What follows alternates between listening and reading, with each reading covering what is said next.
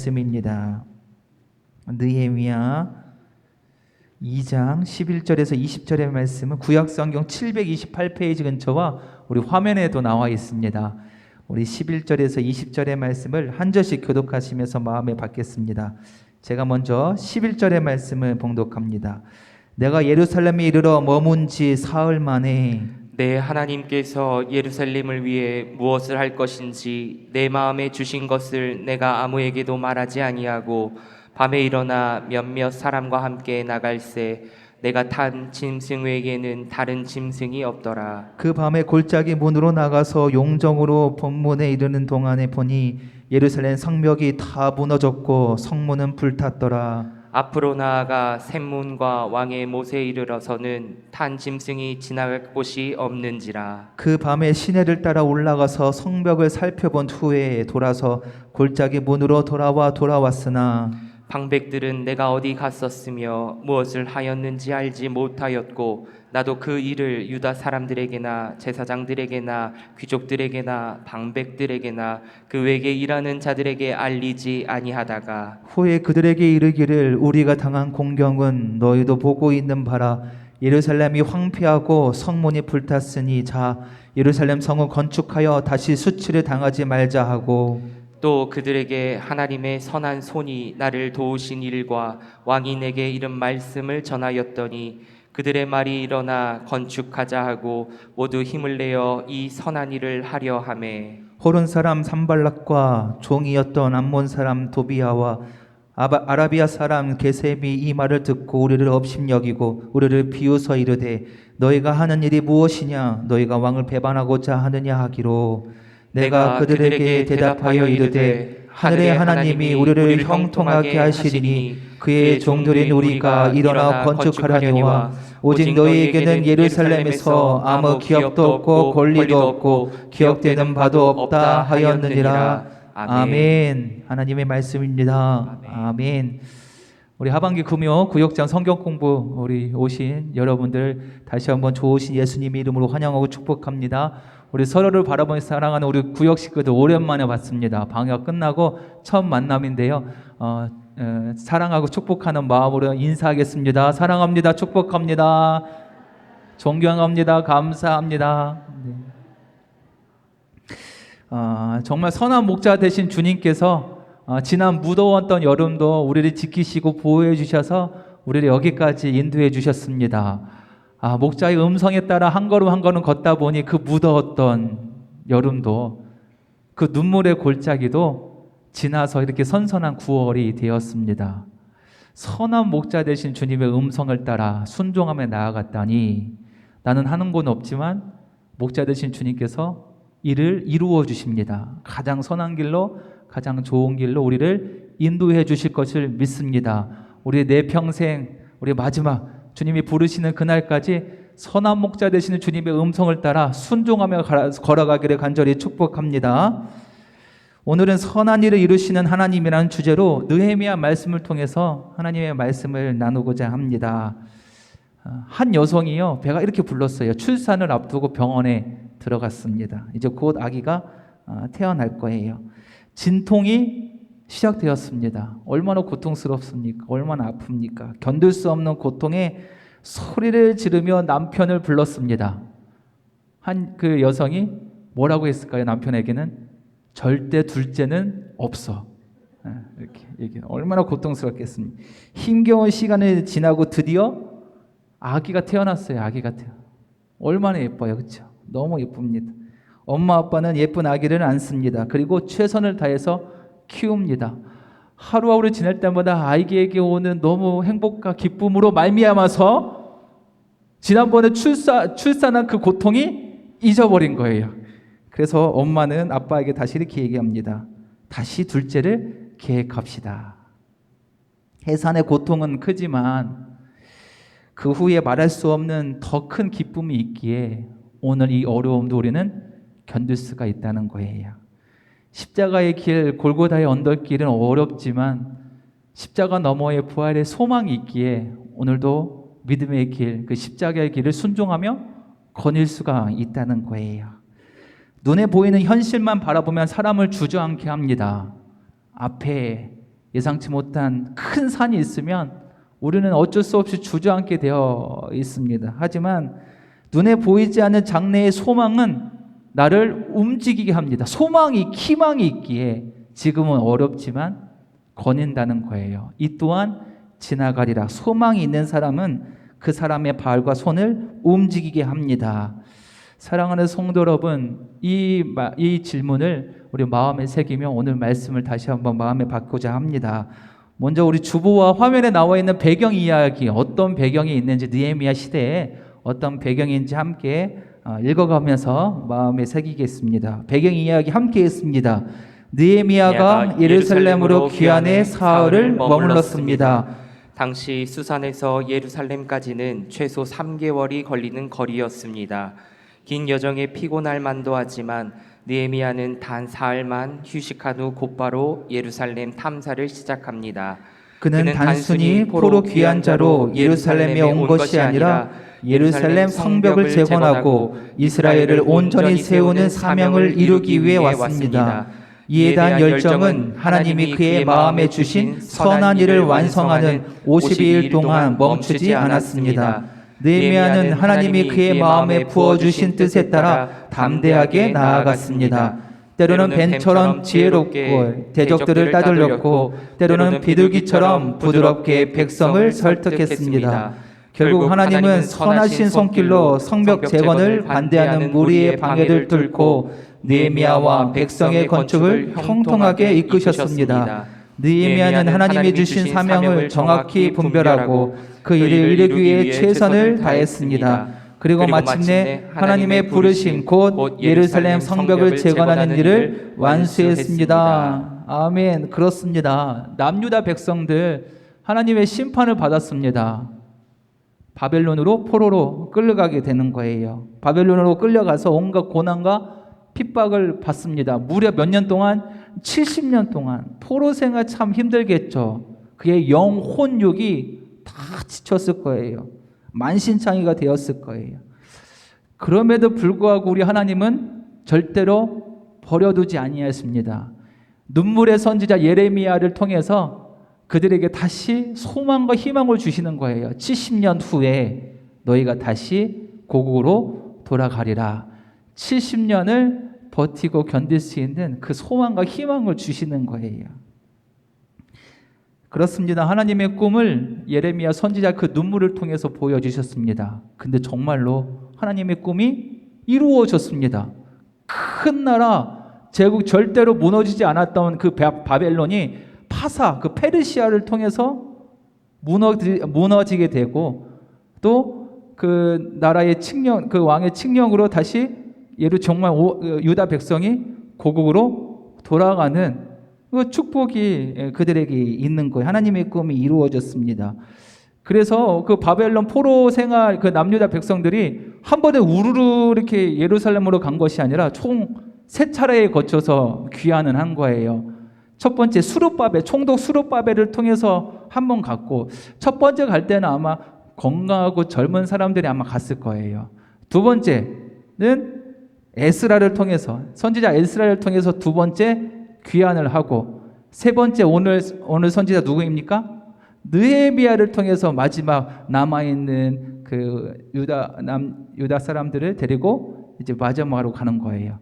근데 1차, 2차, 3차의 특징이 있습니다. 첫 번째 간 수룹바벨 총독이 뭐를 재건했으며 예루살렘 성전을 재건했습니다. 페르시아의 도움을 받았겠죠. 성전을 잘 재건을 했습니다. 두 번째 에스라는 2차 귀한 그 에스라는 뭐를 특징이 무엇입니까?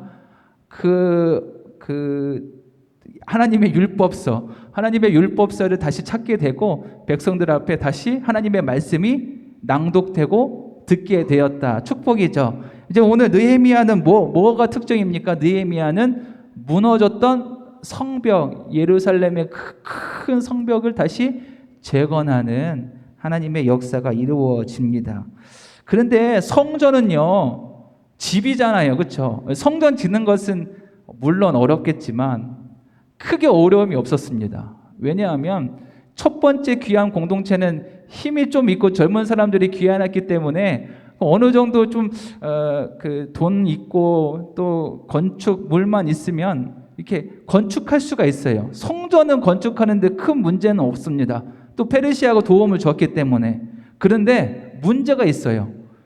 이 성을 이렇게 둘러싸고 있는 이 벽, 이 성벽은요, 성전에 비교하면요, 이게 비교 대상이 안 됩니다. 인력도 많이 필요하고 이 건축 자료도 많이 필요하기 때문에 시간도 많이 걸리기 때문에 엄두를 못 냈습니다. 예루살렘 성전이 7년, 8년 지나는 동안에 시작할 시작점도 찢지를 못했어요. 그만큼 큰 숙제였다. 그래서 누구도 이 성벽을 다시 재건하는 일에 생각조차 하지 못했습니다. 그것을 가능케 한 주인공이 있는데 오늘 느헤미야입니다. 사실은 느헤미야를 통해 선한 일을 이루시는 하나님이 주인공이에요. 하나님이 선한 일을 이루시는 하나님이 느헤미야를 통해서 이 큰 숙제 성벽을 재건하는 일을 하시는 거예요. 느헤미야의 이름의 뜻이 있습니다. 하나님의 위로입니다. 느헤미야에서 총 이렇게 전반적으로 요약한 단어가 느헤미야 자신의 이름에 담겨 있습니다. 하나님의 위로, 하나님의 위로에 담겨져 있습니다. 어떤 위로였느냐? 70년 동안 포로된 그 이스라엘 백성들을 위로케 하시는 하나님의 마음이 느헤미야 선지자 이름에 담겨져 있다는 거예요. 포로로 끌려온 느헤미야. 그래, 느헤미야도 바벨론으로 포로로 끌려왔어요. 끌려왔는데 다른 노예들과 달리 느헤미야는요, 능력이 있어. 하나님의 지혜와 총명과 능력이 있었어요. 그 능력이 이 파살 제국, 이 페르시아의 인정을 받아서 왕의 술 관원정까지 올라가게, 그 나라의 고위 관직까지 올라가게 되었다. 포로민이지만, 유다 민족의 포로민이지만 그 능력이 인정받아서 고위 관직까지 올라가게 되었다. 그러니까 페르시아에서 상당히 영향력을 끼칠 자리까지 올라갔다는 거예요. 누가요? 느헤미야가. 이 포로민 느헤미야가 그것도 다 주님의 은혜에 올라가게 되었다. 근데 그가 자신의 마음을 담아서 슬퍼했다고 해요. 슬퍼했다고 합니다. 느헤미야 1장 4절의 말씀에 보면 이런 기도 제목이 있습니다. 제가 읽어드리겠습니다. 느헤미야 1장 4절. 내가 이 말을 듣고 앉아서 울고 수일 동안 슬퍼하며 하늘의 하나님 앞에 금식하며 기도하며. 마음에 뭔가 슬픔이 있다는 거예요. 그것을 이제 끄집어내서 하나님께 금식하고 기도했다. 근데 느헤미야가 어떤 소식을 듣고 저 내 마음의 고향, 신앙의 고향 예루살렘, 그 성전과 성벽과 성문이 다 불타고 무너졌다는 그 소식을 듣고 마음이 아파서 결단해서 하나님 앞에 나아가 금식하고 기도했다. 그 기도하고 금식하는 결과 그 마음속 깊은 곳에 하나님께서 꿈을 꾸게 하십니다. 하나님께서 꿈을 꾸게 하십니다. 다시 돌아가서 다시 그 믿음의 공동체를 재건하여라. 이렇게 세워라. 아니, 성벽이 아니라 그들의 믿음의 공동체를 다시 재건하라는 하나님의 꿈을 꾸게 되었습니다. 그래서 그렇게 꿈꾸게 된 느헤미야가 총독 자리를 왕에게 요청합니다.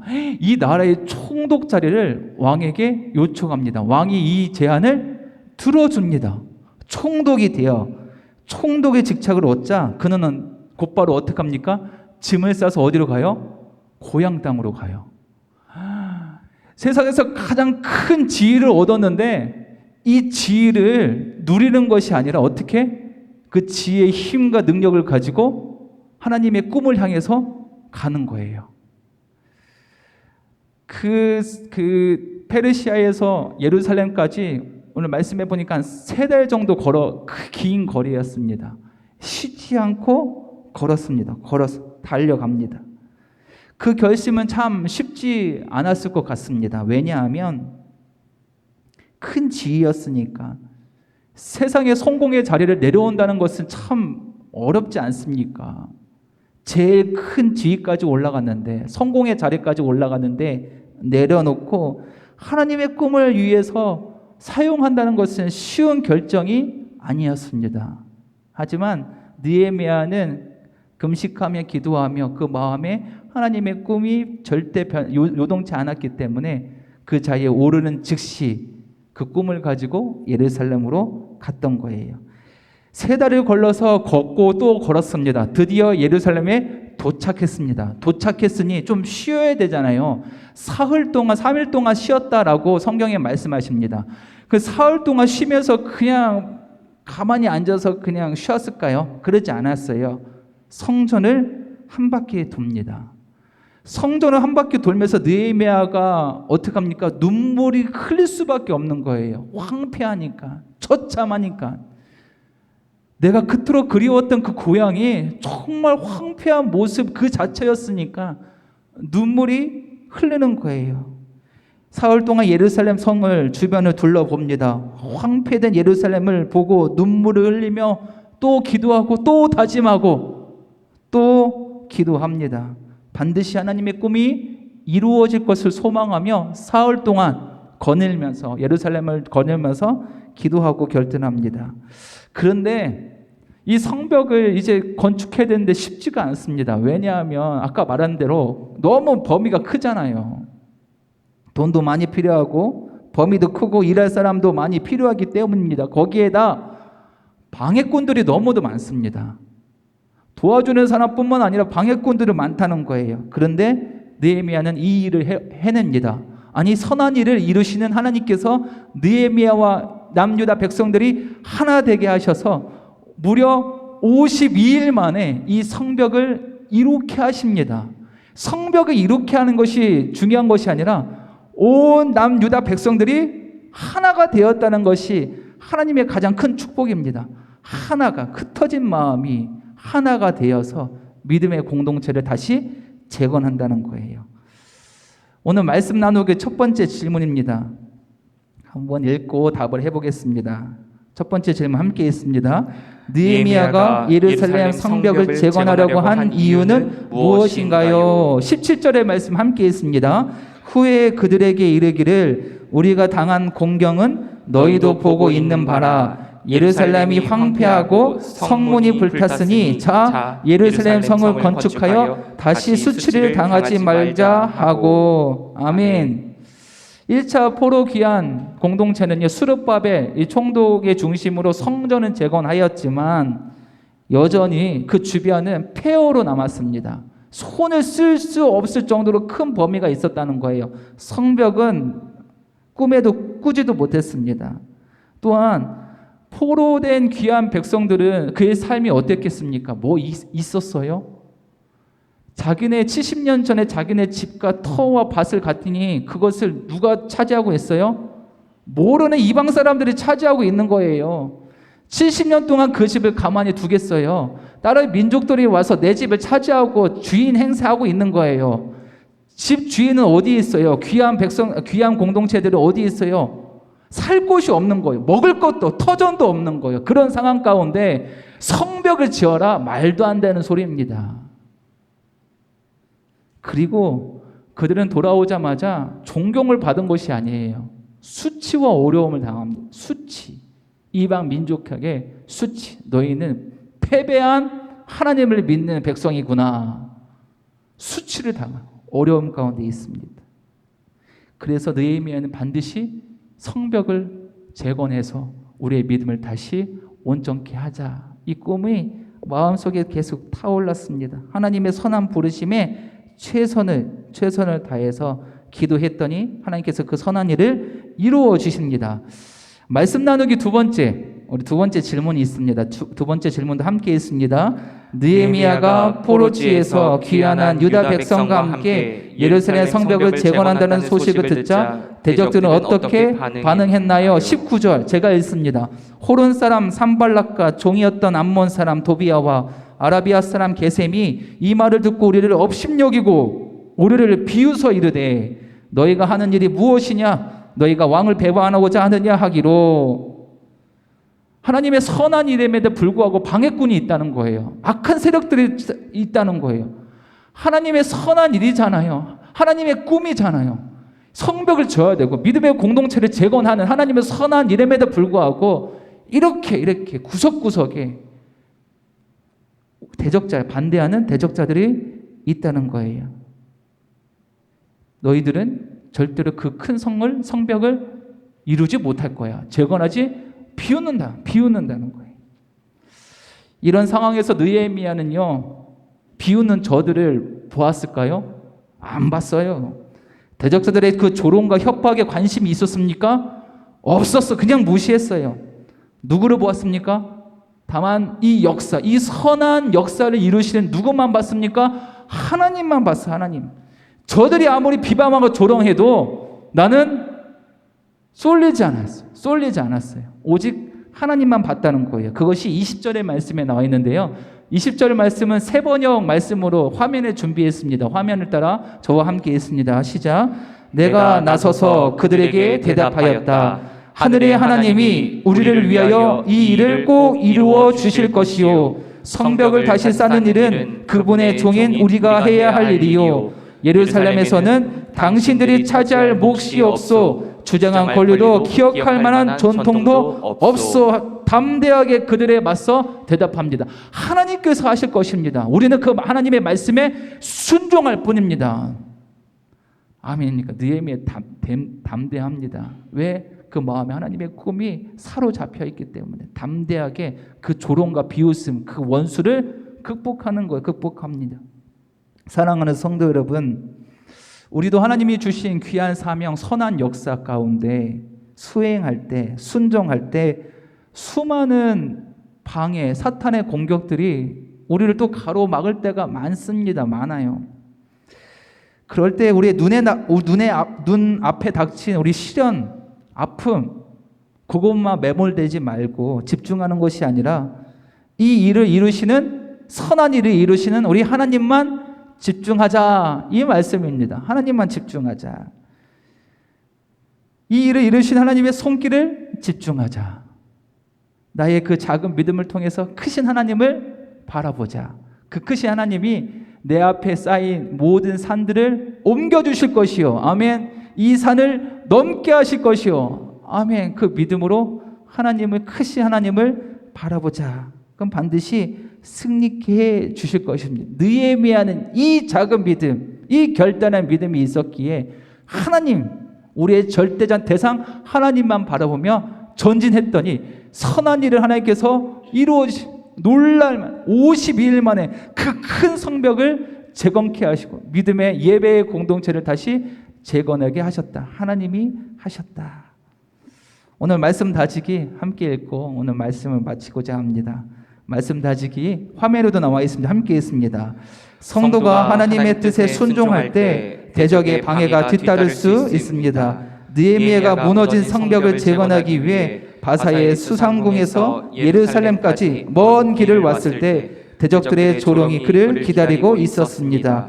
그러나 느헤미야는 아닥사스다 왕의 신임과 총애를 받던 자리로 돌아가지 않고 예루살렘 성벽을 재건하는 일에 최선을 다합니다. 그는 어떤 상황에서도 전심으로 하나님의 뜻을 순종하고자 했습니다. 어려운 상황이나 대적이 사람의 눈에는 커 보일 수 있습니다. 그러나 성도는 택하신 백성과 함께 하시며 도우시는 하나님의 선하신 손길을 더 크게 보아야 합니다. 아멘. 사랑하는 성도 여러분, 우리도 가야 할 예루살렘 성벽이 있습니다.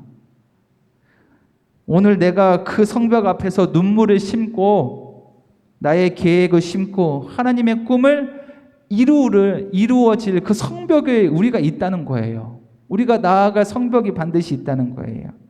다시 무너졌던 예루살렘 성벽을 건축해서 세상에 오는 수치를 당하면 안 됩니다. 재건을 해야 돼요. 세상에 오는 수치와 또 조롱을 당하면 안 된다는 거예요. 우리도 다시 영적으로 이 성벽을 세울 곳이 있다는 거, 우리가 나아갈 곳이 있다는 거아니에요. 다시 건축해야 할 우리의 영적인 영역이 반드시 있습니다. 다시 세워야 할 우리의 영적인 산성이 있습니다. 다시 높이 세워 올라야 할 우리의 영적인 담이 있다는 거예요. 무너진 담이 있다는 거예요. 그렇지 않으면, 다시 세우지 않으면 우리가 또 수치를 당하게 되게 되어 있습니다.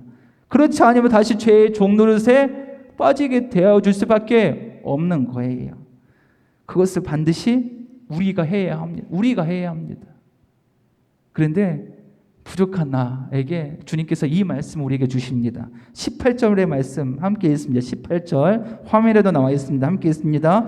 또 그들에게 하나님의 선한 손이 나를 도우신 일과 왕이 내게 이른 말씀을 전하였더니 그들의 말이 일어나 건축하자 하고 모두 힘을 내어 이 선한 일을 하려 하매. 아멘. 느헤미야가 하나님의 꿈을 선포했더니 이스라엘 백성들 어떻게 합니까? 이 꿈을 마음속으로 다 받은 거예요. 성령으로 하나 되어서 하나님의 선한 일, 우리도 함께 동참하자. 성령께서 그 마음들을 요동시켰습니다. 그리고 중요한 것은 하나님의 선한 손이 우리를 도우실 것입니다 라는 믿음의 고백이 있었기 때문에 52일 만에 이 재건을, 성벽을 재건하고 다시 건축하게 재건하게 되었다. 사랑하는 성도 여러분, 무너진 가정을 다시 세웁시다. 아멘. 무너진 우리 구역을 다시 세웁시다. 아멘. 든든하게 다시 건축합시다. 우리가 나아갈 곳이 바로 그곳입니다. 어떤 악한 세력에도 흔들림 없이 다시 예수 그리스도 하나님의 말씀의 반석 위에 우리 가정과 우리 구역을, 우리 교회를 든든히 세웁시다. 이것이 하나님의 꿈, 하나님의 비전, 우리를 이 땅 가운데 보내신 목적입니다. 하반기 우리의 목적이 있습니다. 무너진 우리 구역을 세우는 거예요.